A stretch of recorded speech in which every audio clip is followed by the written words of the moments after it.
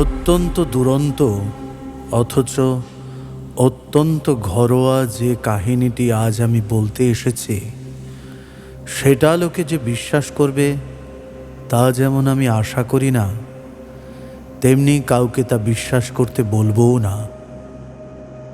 যেখানে আমার নিজের চোখ কানি নিজেদের বিশ্বাস করে না, সেখানে অন্যের কাছ থেকে সেই বিশ্বাস আশা করাই তো পাগলামি। অথচ আমি তো পাগল নই, আর নিশ্চয়ই স্বপ্ন দেখাটাও আমার কাজ নয়। কিন্তু আগামীকালই আমি মারা যাব, তাই আজ আমার মনের বোঝাটা হালকা করতে চাই। একটি নেহাতি পারিবারিক ঘটনা শৃঙ্খলকে সহজ কথায়, সংক্ষেপে ও বিনা মন্তব্যে জগতের সামনে তুলে ধরাই আজ আমার একমাত্র উদ্দেশ্য। সেই সব ঘটনা আমাকে সন্তপ্ত করেছে, নির্যাতিত করেছে এবং ধ্বংস করেছে। তবু তাদের ব্যাখ্যা করার চেষ্টা আমি করব না। আমার কাছে সেই সব ঘটনা আতঙ্কেরই অন্য নাম। হয়তো অন্যের কাছে সেগুলি ততটা ভয়ঙ্কর নাও হতে পারে। হয়তো পরবর্তীকালে এমন সব বুদ্ধিমান মানুষ আসবেন যারা আমার ভৌতিক কল্পনাকে সাধারণ ঘটনার পর্যায়ে নামিয়ে আনবেন। যেসব ঘটনা আমাকে ভয়ার্ত করে তুলেছে, তারা হয়তো তার মধ্যেও স্বাভাবিক কার্যকারণ পরম্পরা ভিন্ন আর কিছুই দেখতে পাবেন না। যাক, সে কথা প্রথম থেকেই সবটা বলি।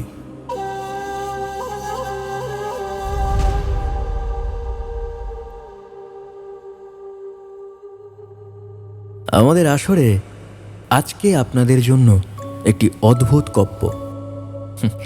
গপ্পটা খানিক অদ্ভুত বটে, তবে তার আগে আমাদের চ্যানেলটিকে সাবস্ক্রাইব করে ওই বেল আইকনটি টিপতে কিন্তু ভুলবেন না। একটা কমেন্ট অবশ্যই করবেন আর শেয়ার করবেন। ভালো লাগলে এইভাবেই আমাদের পাশে থাকবেন, ঠিক যেভাবে আমরা আছি।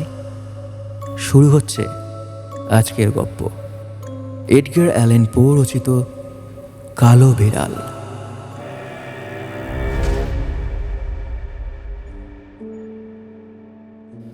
ছোটবেলা থেকেই নম্রতা ও মানবিকতাই ছিল আমার স্বভাবের বৈশিষ্ট্য। আমার মনটা এতই নরম ছিল যে সঙ্গীরা পর্যন্ত তা নিয়ে হাসি ঠাট্টা করত। বিশেষ করে জীবজন্তু ছিল আমার অতিশয় প্রিয়। বাবা মাও আমাকে নানান রকম জীবজন্তু এনে দিতেন আদর করে পুষবার জন্য। তাদের নিয়েই আমার বেশিরভাগ সময় কাটত। তাদের খাইয়ে আদর যত্ন করে আমি খুব খুশি হতাম। বড় হওয়ার সঙ্গে সঙ্গে আমার চরিত্রের এই বৈশিষ্ট্যও বাড়তে লাগলো।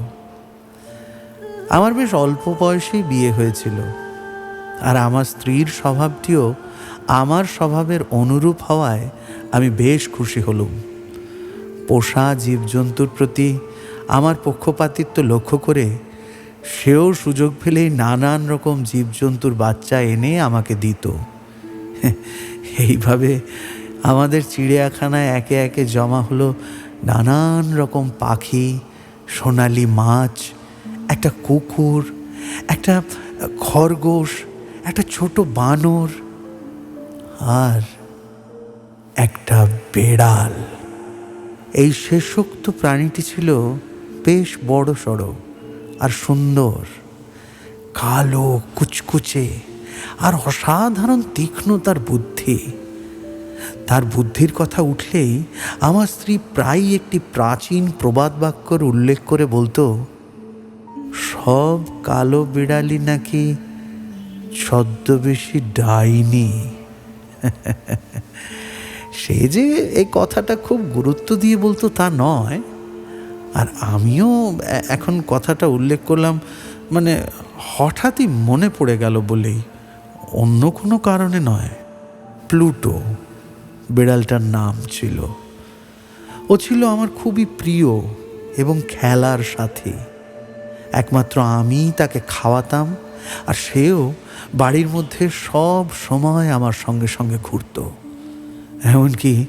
এমনকি অনেক কষ্ট করে আমার সঙ্গে তার ওই বাইরে রাজপথে যাওয়া থেকে তাকে বিরত করে রাখতে হতো। আমাদের এই রকম বন্ধুত্ব বেশ কয়েক বছর চলল, কিন্তু ইতিমধ্যেই আমার সাধারণ মেজাজ ও চরিত্রে পাষণ্ড সুরাশক্তির পদসঞ্চারের ফলে আমূল পরিবর্তন ঘটল। যত দিন যেতে লাগলো ততই আমি আরও বদমেজাজি, আরও খিটখিটে, আর অন্যের অনুভূতি সম্পর্কে আরও বেশি উদাসীন হয়ে উঠলাম। স্ত্রীর প্রতিও অসংযত ভাষা ব্যবহার করতে শুরু করলাম। শেষ পর্যন্ত তার গায়ে হাত তুলতে পর্যন্ত দ্বিধা করতাম না। পোষা প্রাণীগুলো আমার মেজাজের এই পরিবর্তনটা অনুভব করতে লাগলো। শুধু যে তাদের অবহেলা করতাম তাই নয়, তাদের সঙ্গে খারাপ ব্যবহারও করতাম। অন্য সব জীবজন্তু যেমন খরগোশ, বানর, এমনকি কুকুরটাও যখনই আমার কাছে আসতো তখনই তাদের সঙ্গে আমি খারাপ ব্যবহার করতাম। অবশ্য প্লুটোর ব্যাপারে আমি যথেষ্ট সংযত আচরণই করতাম, কিন্তু ধীরে ধীরে রোগ আমায় আরো পেয়ে বসল। মদের মতো ব্যাধি আর কি আছে। আর শেষ পর্যন্ত একদিন প্লুটো, ততদিনে সেও বুড়ো হয়েছে, একটু খিটখিটে হয়েছে, সে প্লুটো আমার বদমেজাজের শিকার হতে লাগলো।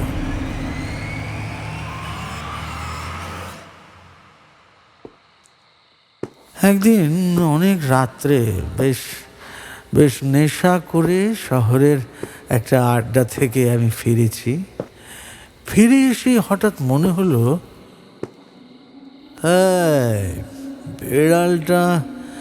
বিড়ালটা যেন আমাকে এড়িয়ে চলছে। আমি সেটাকে পাকড়াও করলাম, আর সেও ভয় পেয়ে হঠাৎ আমার হাতের মধ্যে তার দাঁত বসিয়ে দিল। সঙ্গে সঙ্গে আমার মধ্যে একটা অসুরের ক্রোধ জাগলো। আমি নিজেকে যেন সম্পূর্ণ ভুলে গেলাম। মনে হলো সেই মুহূর্তে আমার আত্মা যেন আমার দেহকে ছেড়ে পালিয়ে গেছে। শয়তানের অধিক এক প্রতিহিংসা প্রবৃত্তি সুরার প্রভাবে আচ্ছন্ন আমার দেহের প্রতিটি স্নায়ুকে বুঝি উত্তেজিত করে তুলল। আমি ওয়েস্টকোটের পকেট থেকে আমার কলম কাটা ছুরিটা বার করে তার ধারালো ফলাটা খুলে ওই বিড়ালটার গলা একটু চেপে ধরলাম, আর তারপর তার একটা চোখকে কাঁটার থেকে কেটে তুলে নিলাম।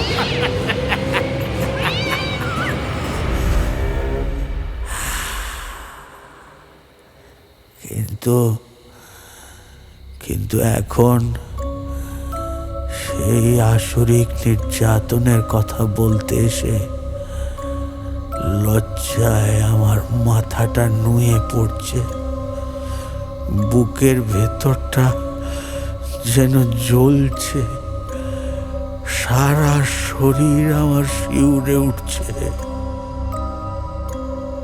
রাতের এমন নৃশংস অমিতাচারের সব কালো ধোঁয়া একটা গভীর ঘুমের আমেজে কাটিয়ে ফেলে সকালে যখন আমার সুবুদ্ধি ফিরে এলো, তখনও রাতে যে দুষ্কৃতি করেছি তার দরুন একটা আধা আতঙ্ক আর আধা অনুশোচনার মিশ্র অনুভূতি আমার মনকে ছুঁয়েছিল।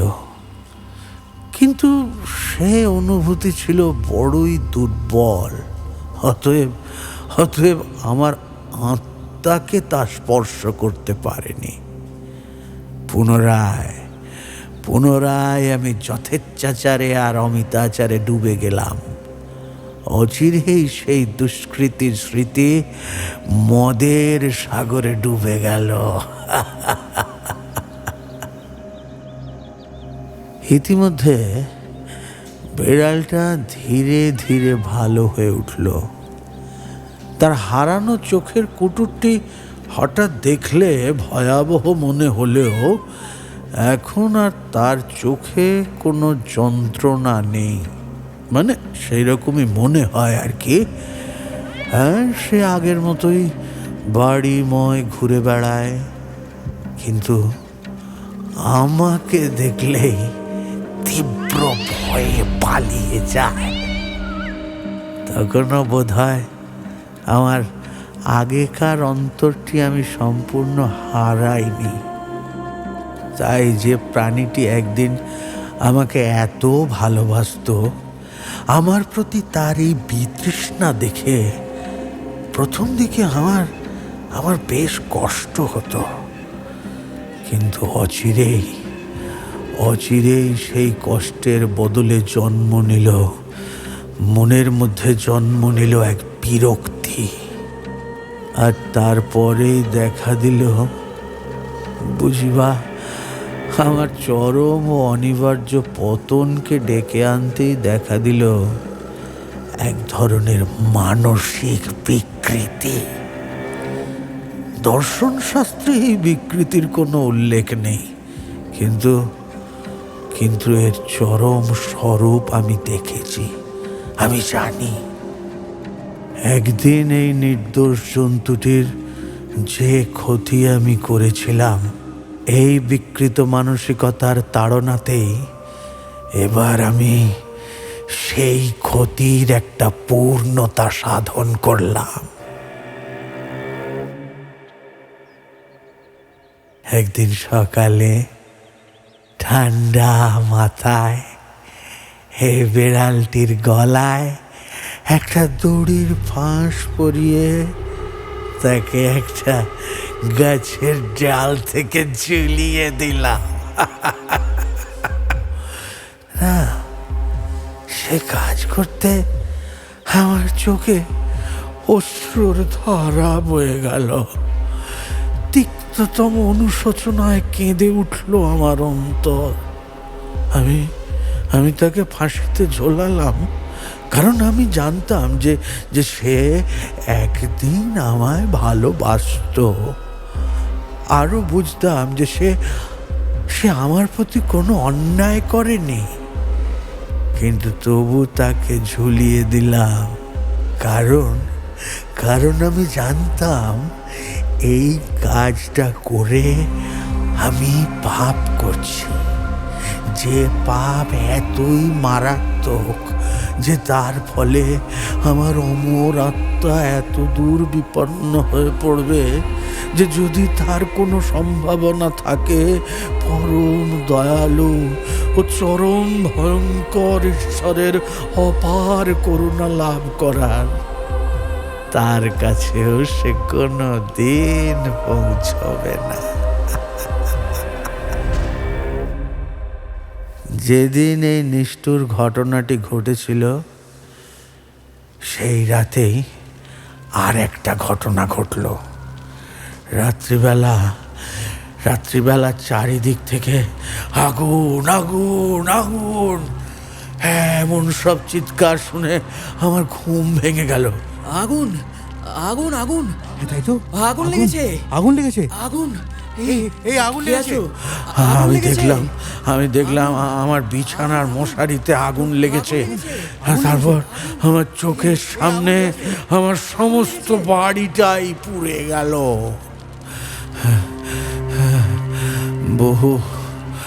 বহু চেষ্টার পরে আমার স্ত্রী, একটি ভৃত্য ও আমি নিজে এই অগ্নিকাণ্ডের হাত থেকে কোনো রকমে রক্ষা পেয়েছিলাম। সেই আমার সমস্ত পার্থিব সম্পদ গ্রাস করেছিল। আর সেই থেকে আমি একটা তীব্র হতাশার শিকার হয়ে পড়লাম।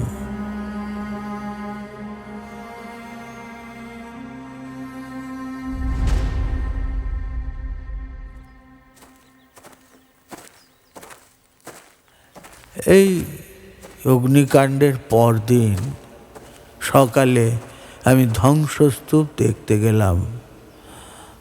আমার বাড়ির একটি মাত্র দেয়াল ছাড়া বাকি অন্য সব দেয়াল ভেঙে পড়েছে। যে দেয়ালটি খাড়া আছে সেই দেয়ালের দিকেই ছিল আমার শয্যার মাথা। আমি দেখলাম সেই দেয়ালের কাছে বেশ ভিড় জমেছে। অনেকেই গভীর মনোযোগের সঙ্গে দেয়ালের একটি বিশেষ অংশ পরীক্ষা করছে। কি বলছে? বলছে আশ্চর্য, আশ্চর্য, অদ্ভুত। হ্যাঁ, এমন সব বিভিন্ন মন্তব্য শুনে আমারও একটু কৌতূহল জাগলো। আমিও এগিয়ে গিয়ে দেখলাম একটি প্রকাণ্ড বিড়ালের মূর্তি যেন সাদা পটভূমিতে ওই দেয়ালের ওপর খোদাই করা রয়েছে। বাস্তবের সঙ্গে ওই ছবিটির হুবহু মিল। সত্যি বিস্ময়কর, কারণ এই জন্তুটির গলাতেও জড়িয়ে রয়েছে ফাঁস লাগানো একটা লম্বা দড়ি। প্রথম যখন এই প্রেত মূর্তিটা আমি দেখলাম, এর চাইতে আমি অন্য কিছু ভাবতে পারিনি। তখন আমার বিস্ময় ও আতঙ্ক একেবারে চরমে উঠেছিল। কিন্তু শেষ পর্যন্ত বিচার বিবেচনাই আমার সহায় হলো। মনে পড়ল, হ্যাঁ, আমাদের গৃহ সংলগ্ন বাগানেই তো এই বিড়ালটিকে আমি ফাঁসি দিয়েছিলাম। হয়তো আগুনের সতর্কবাণী শুনে বহু মানুষ বাগানে জমায়েত হয়েছিল। হয়তো তাদেরই কেউ ওই জন্তুটিকে গাছ থেকে দড়ি কেটে নামিয়ে আমার খোলা জানলা দিয়ে আমার ঘরের মধ্যে ছুঁড়ে দিয়েছিল। সম্ভবত আমাকে ঘুম থেকে জাগিয়ে তোলবার জন্যই এই কাজটা করা হয়েছিল। তারপরে ধসে পড়া অন্য দেয়ালের চাপে এবং পলেস্তারা আর চুনের রাসায়নিক বিক্রিয়ার ফলে এই উল্লিখিত ছবিটি দেওয়ালে আঁকা হয়ে গিয়েছিল। সেটা দেখেই আমি আঁতকে উঠেছিলাম। ধুর। বিবেককে না হলেও আমার বিচার বুদ্ধিকে ব্যাপারটা এইভাবে বোঝাতে পারলেও আমার কল্পনার উপর তার প্রভাব কিন্তু গভীরভাবেই আঁকা পড়ল। মাসের পর মাস একটা কালো বিড়ালের অপচ্ছায়া আমাকে তাড়া করে ফিরতে লাগলো। হয়তো কিছুটা অনুশোচনার ভাবও আমার মনে জেগেছিল। হ্যাঁ, এমনও মনে হতো যে বিড়ালটাকে হারিয়ে আমি বোধহয় নিজেরই ক্ষতি করেছি। তাই এখানে সেখানে যেখানে পারতাম ওই জাতের আর একটা বিড়াল, মানে ওই রকম দেখতে অনেকটা সেই রকমই একটা বিড়ালের খোঁজ করতে শুরু করলাম আমি, যাতে আগের বিড়ালটার শূন্য স্থানটাকে পূর্ণ করা যায়।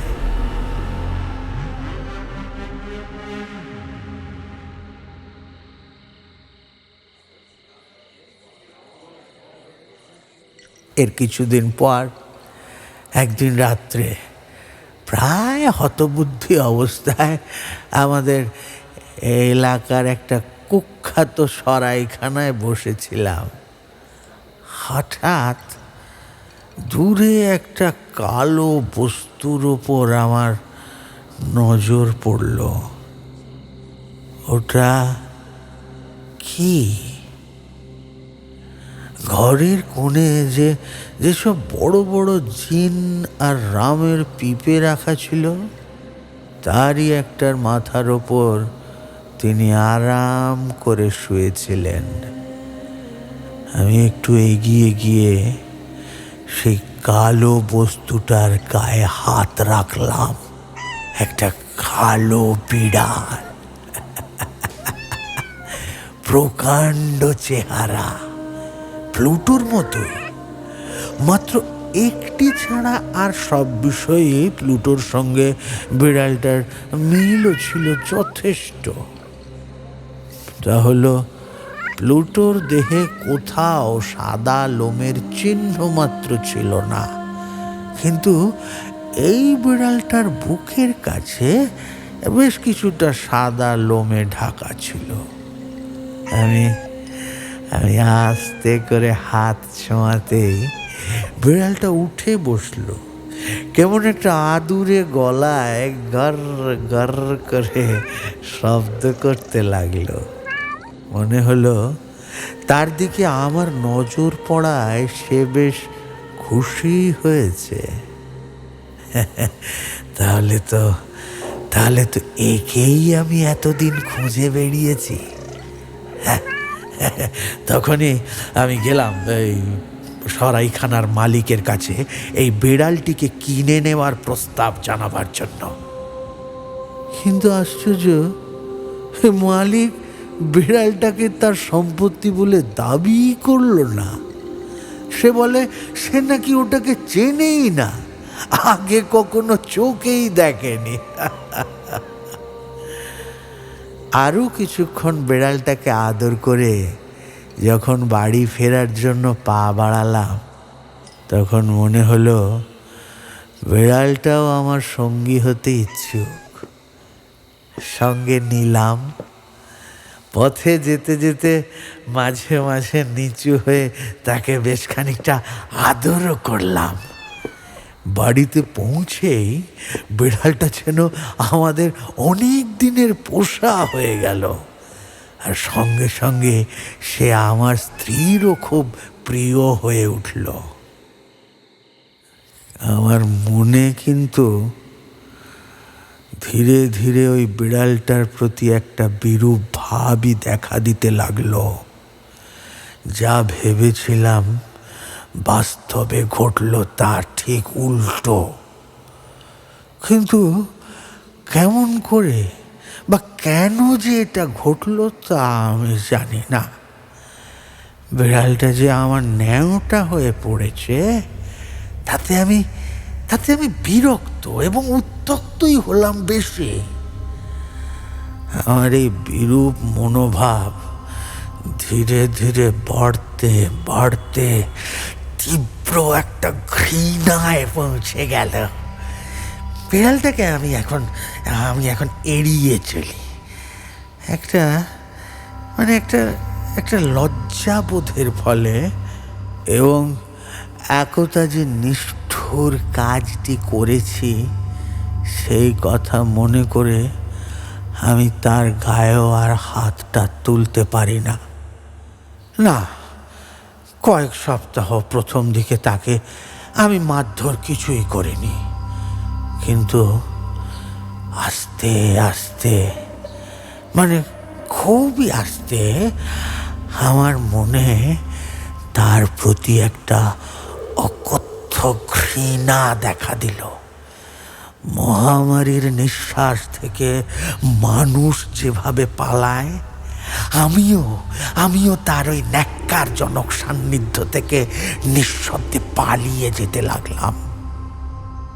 জীবটির প্রতি ওই বিদ্বেষের জন্য আমি কারণ আবিষ্কার করেছিলাম সেটাকে বাড়িতে আনার পরদিন সকালেই।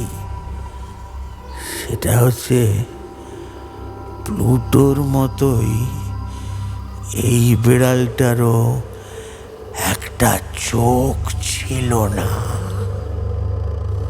অবশ্য ওই একই কারণে আমার স্ত্রীর কাছে সে আরো বেশি প্রিয় হয়ে উঠেছিল।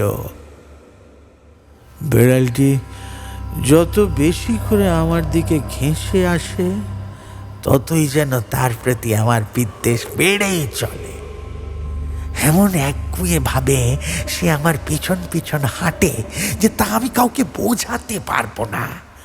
আমি যখনই বসি সে আমার চেয়ারের নিচে গুড়ি সুড়ি হয়ে বসে থাকে। কখনো বা আমার হাঁটুর উপর লাফিয়ে উঠে আমাকে জবরদস্তি আদর করতে থাকে। যখনই আমি হাঁটতে শুরু করি সেও আমার পায়ে পায়ে হাঁটে, বা দু পায়ের মাঝখানে ঢুকে আমাকে প্রায় ফেলে দেওয়ার উপক্রম করে, অথবা তার লম্বা লম্বা ধারালো থাবা আমার পোশাকের মধ্যে ঢুকিয়ে দিয়ে এইভাবে আমার বুক পর্যন্ত উঠে দাঁড়াতে চায়। অনেক সময় মনে হতো দেই দুঘা লাগিয়ে, কিন্তু আমি তা করতে পারতাম না আগেকার অপরাধের কথাটা স্মরণ করে। কিন্তু আজ অকপটে স্বীকার করছি, প্রধানত জন্তুটাকে আমি বড় ভয় করতাম। ভয়টা যে কোনো রকম শারীরিক ক্ষতির তা কিন্তু ঠিক নয়, অথচ আর কিভাবে যে সেটাকে প্রকাশ করব তাও আমি বুঝতে পারছি না। তবু স্বীকার করতে আমার লজ্জা করে যে বিড়ালটাকে দেখে আমার ওই ভয়, ওই আতঙ্ক আমার নিজেরই একটা অলীক কল্পনার ফল। এই বিড়ালটির গায়ে সাদা লোমের কথা আমি আগেই বলেছি। এখানে আপনারা মনে রাখবেন যে প্রথমে ওই সাদা চিহ্নটি এতটাই ছোট আর অস্পষ্ট ছিল যে তেমন করে কিছু চোখে পড়তো না। কিন্তু একটু একটু করে সময়ের সাথে বেড়ে কখন যে সেটা খুব স্পষ্ট হয়ে উঠল তা আমি কিন্তু বুঝতেই পারিনি। এখন সেই চিহ্নটা এমন একটা বস্তুর প্রতীক হয়ে উঠেছে যে যার নাম করতে আতঙ্কে আমি শিউরে উঠছি। আর সেই কারণেই আমি তাকে ঘৃণা করি, তাকে ভয় করি। আর সাহসে কুলোলে সেই রাক্ষসটার হাত থেকে আমি মুক্তি পেতে চাই। আমার কাছে ওই সাদা দাগটা এখন একটা ফাঁসির দড়ির মতো গলার চারপাশে জড়িয়ে রাখা বিভৎস প্রতিমূর্তি। হায় হায় হায় হায়, কত আতঙ্কের, অপরাধের, কত যন্ত্রণার, কত মৃত্যুর এক শোকবহ ভয়ঙ্কর অভিজ্ঞতা।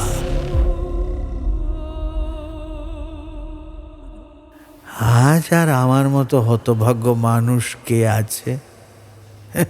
একটা ইতর পশু, যার জাত ভাইকে আমি একদিন শোচনীয়ভাবে খুন করেছি, সেই একটি ইতর পশু আমার মতো একটি মানুষের জন্য কি দুঃসহ দুঃখ বয়ে এনেছে।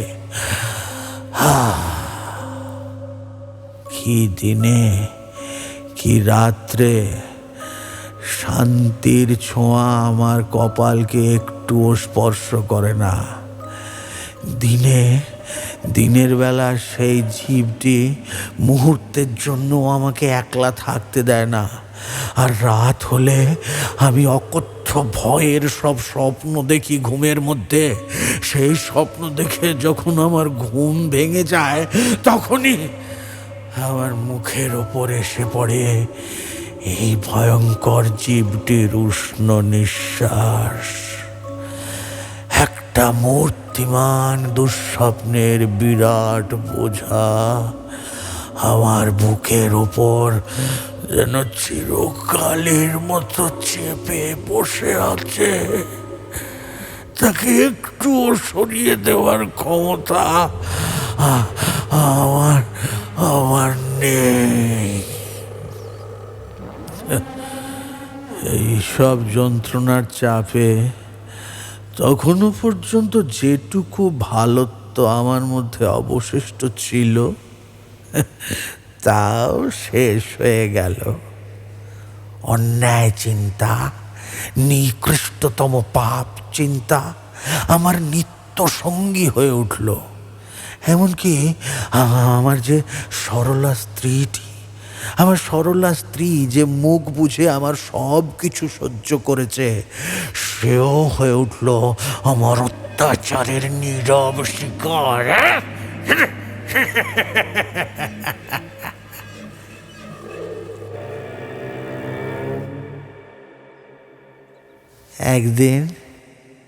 একদিন পারিবারিক প্রয়োজনে সেই বিড়ালটা আমার সঙ্গে আমার পুরনো বাড়ির ভূগর্ভস্থ কক্ষে গেল। কি একটা দরকার ছিল। দারিদ্র্যের চাপে পড়ে আমরা তখন বাধ্য হয়ে সেই জ্বলে যাওয়া আধভাঙা বাড়িতেই বাস করি। খাড়া সিঁড়ি বেয়ে নামবার সময় আমাদের অনুসরণ করে সে আমাকে প্রায় পায়ে পায়ে জড়িয়ে উল্টে ফেলে দেওয়ার জোগাড় করেছিল। আর তাতেই আমার মাথায় যেন খুন চড়ে গেল। একটা কুড়ুল ছিল হাতের কাছে, সেটা তুলে নিয়ে বিড়ালটাকে লক্ষ্য করে দিলাম এক কোপ বসিয়ে।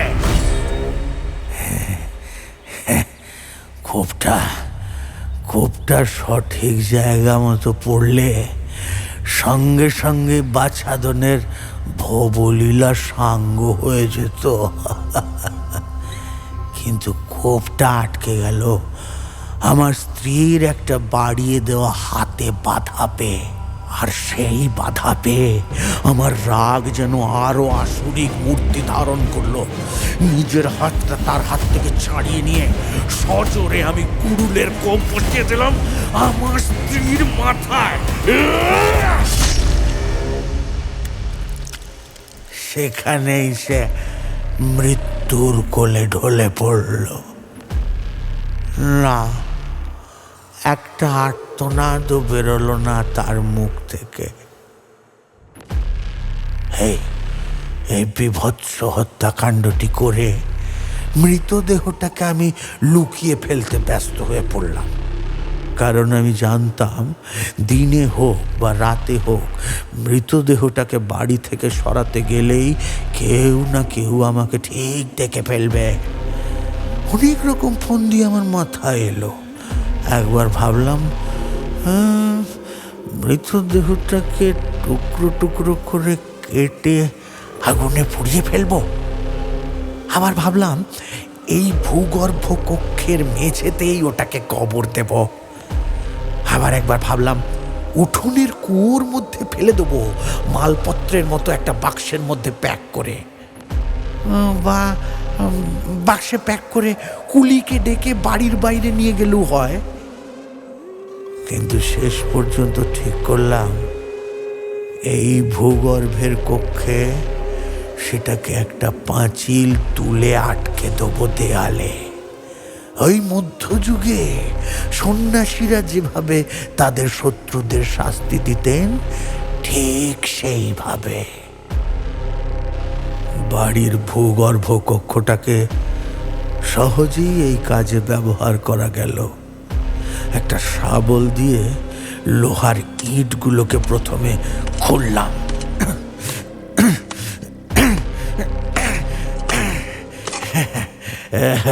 কিছুক্ষণ পর মৃতদেহটাকে সেই ফোকরের মধ্যে বসিয়ে দিয়ে হুবহু আগের মতো দেওয়ালটাকে পলেস্তারা দিয়ে ভরিয়ে দিলাম। না না না, মোটেই কোনো অসুবিধা হলো না। কাজ শেষ হলে তা দেখে মনে মনে বেশ খুশি হলাম। নতুন পলেস্তারার চিহ্ন মাত্র চোখে পড়ছে না, সবটাই দেখাচ্ছে ঠিক আগেকার পলেস্তারার মতোই। মেঝেতে যে ইটের টুকরো, চুন, বালি যা সব পড়েছিল সেগুলোকে খুব সাবধানে খুঁটিয়ে খুঁটিয়ে তুলে পরিষ্কার করে দিলাম। তারপর বিজয়ের ভঙ্গিতে চারিদিকে তাকিয়ে নিজেই নিজেকে বললাম, না, এক্ষেত্রে অন্তত আমার চেষ্টা বিফল হয়নি। আমার পরবর্তী কাজ হলো সমস্ত নষ্টের গোড়া সেই বিড়ালটিকে খুঁজে বার করা। কারণ এবার আমি মনস্থির করে ফেলেছি যে সেটিকে আমি একেবারে শেষ করে ফেলব। সেই মুহূর্তেই তাকে হাতের কাছে পেলে তার ভবলীলা সাঙ্গ হতে বিলম্ব ঘটবে না। কিন্তু চতুর জন্তুটি আমার রাগের বহর দেখে যথাসময়ে সেখান থেকে সরে পড়েছে। না, রাতের বেলাও আর তাকে দেখতে পেলাম না। আর এইভাবে এই নতুন বিড়ালটা বাড়িতে আসার পর থেকে এই প্রথম একটা রাত আমি শান্তিতে ঘুমোলাম, গভীর ঘুমে ঘুমোলাম। হ্যাঁ, একটা খুনের, মানে নিজের স্ত্রীকেই খুন করার বোঝাটা বুকে নিয়েও ঘুমোলাম। তারপর দ্বিতীয় ও তৃতীয় দিন কেটে গেল। তখনও আমার যন্ত্রণাদাতা অর্থাৎ ওই বিড়ালটি ফিরে এলো না। এবার আমি স্বস্তির নিঃশ্বাস ফেললাম। রাক্ষসটা বোধহয় ভয়েই এ বাড়ি ছেড়ে পালিয়েছে, আর তাকে চোখে দেখতে হবে না, বাঁচা গেছে। আমার যে কি অপার আনন্দ হলো। আমার পাপ কাজ নিয়েও বিশেষ একটা গোলমাল হলো না। অল্প কিছু খোঁজ খবর হলো বটে, কিন্তু সে ঝামেলা সহজেই মিটে গেল। একটা খানা তল্লাশিও হলো, কিন্তু তাতেও কিছু পাওয়া গেল না। অতএব আমার ভবিষ্যৎ নিরাপদ।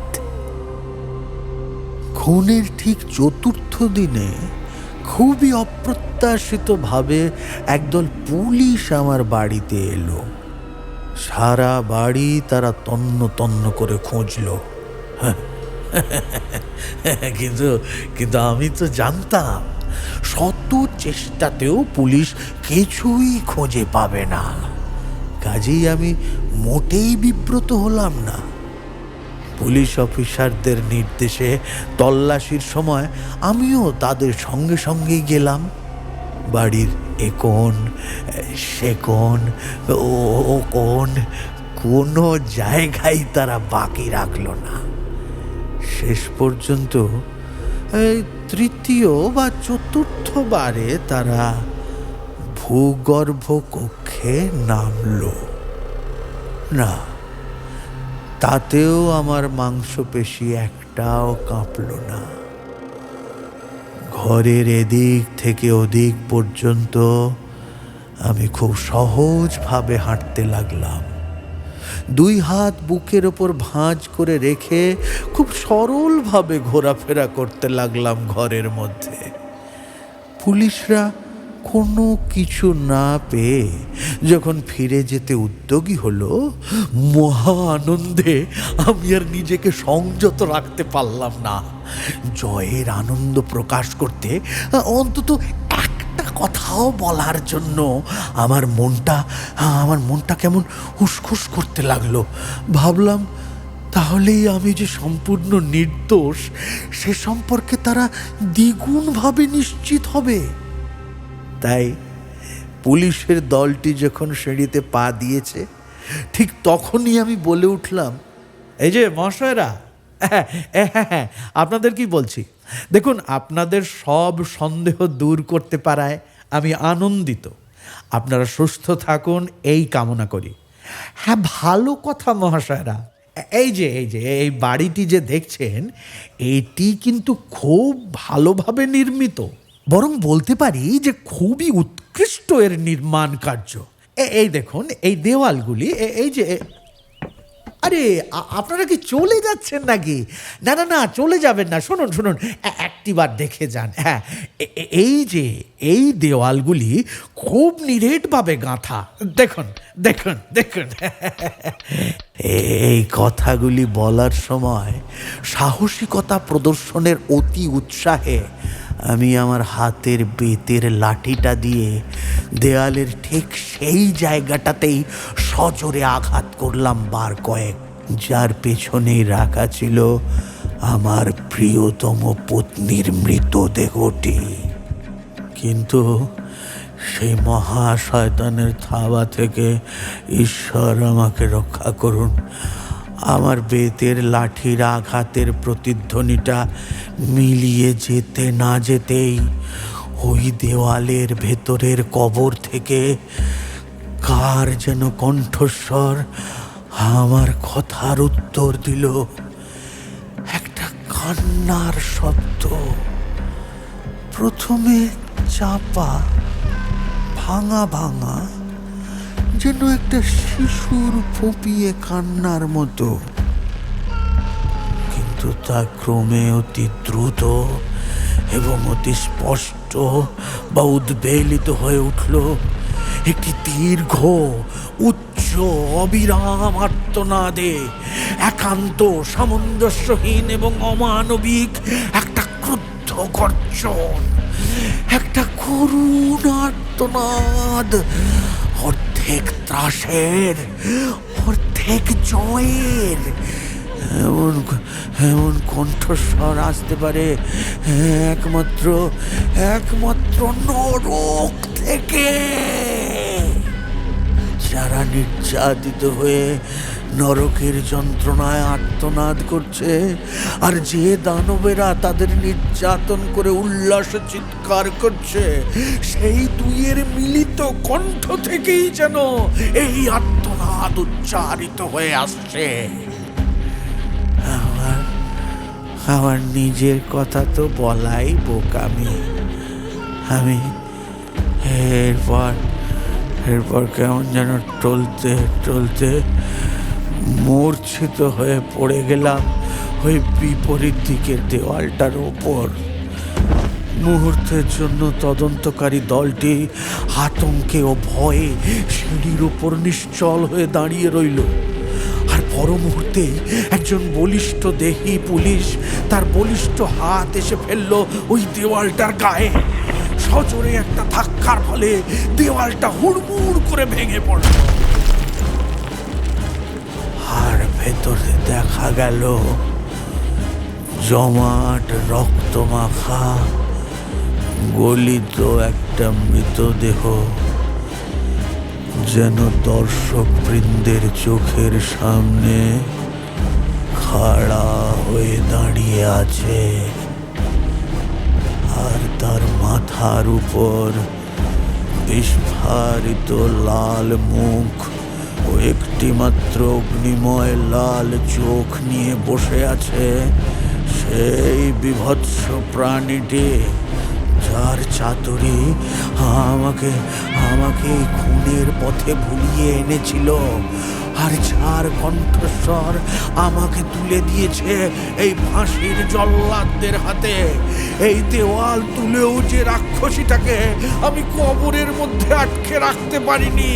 আমি চেয়েছিলাম, আমি রেখেও ছিলাম, কিন্তু শেষ পর্যন্ত আমি পারিনি।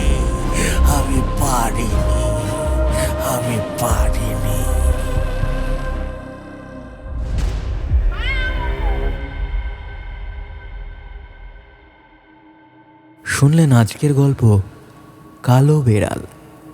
রচনায় এডগার অ্যালেন পো, অভিনয়ে ডক্টর মনসিত জানা, সমগ্র অডিও ডিপার্টমেন্ট সামলেছেন Debjit Jana, poster design and animation Subhajit Jana, Swastik Sarkar, social media handling and scripting Srijan Saha, সমগ্র পরিকল্পনায়, তত্ত্বাবধানে এবং পরিচালনায় ডক্টর মনুষিত জানা।